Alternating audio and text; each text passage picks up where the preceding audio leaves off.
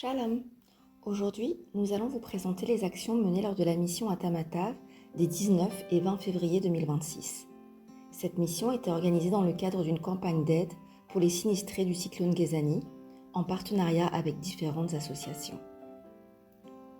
Le 10 février 2026, le cyclone Ghezani a violemment frappé la côte est de Madagascar.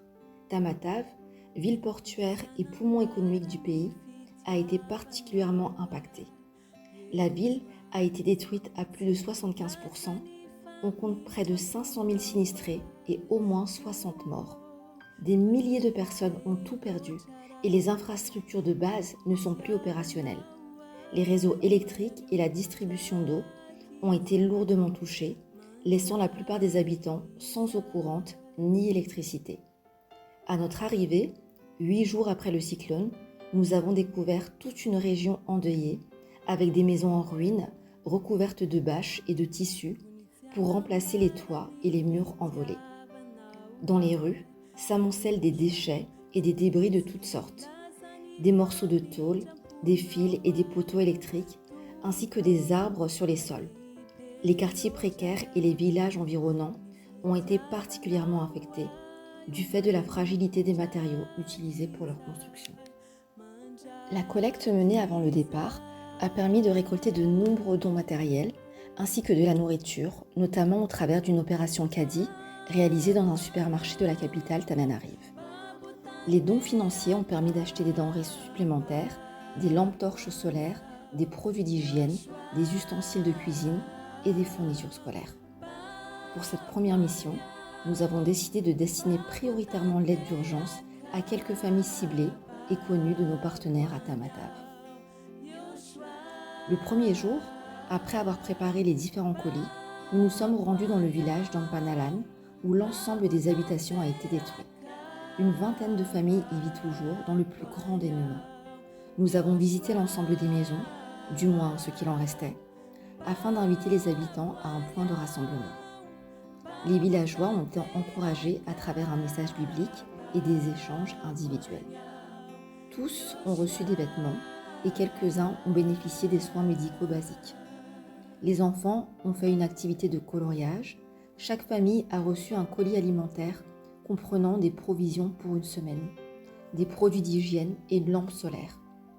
Une famille, dont le mari est décédé quelques jours après le cyclone, a également reçu une tente pour y vivre temporairement, ainsi que des ustensiles de cuisine. Après avoir passé une demi-journée dans ce village, 8 personnes décidèrent de suivre le Seigneur et de prendre le baptême. Le deuxième jour, nous nous sommes rendus dans différents quartiers de la ville afin de donner le reste des colis d'aide d'urgence. Ce fut l'occasion de réaliser les nombreux dégâts dans la ville et d'exhorter les habitants rencontrés par la bonne nouvelle de l'évangile de Yehoshua Mashiach.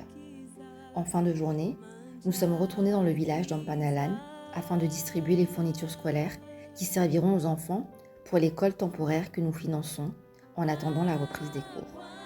Nous avons également visité une école partiellement détruite par le cyclone. Dans la partie non endommagée, vivent quelques familles n'ayant plus de toit. Nous avons échangé avec la directrice et lui avons confié une partie des dons restants afin qu'ils soient distribués aux familles dans le besoin. À la fin de cette journée, 2 personnes supplémentaires ont décidé de se faire baptiser. Gloire au Seigneur pour les cœurs touchés.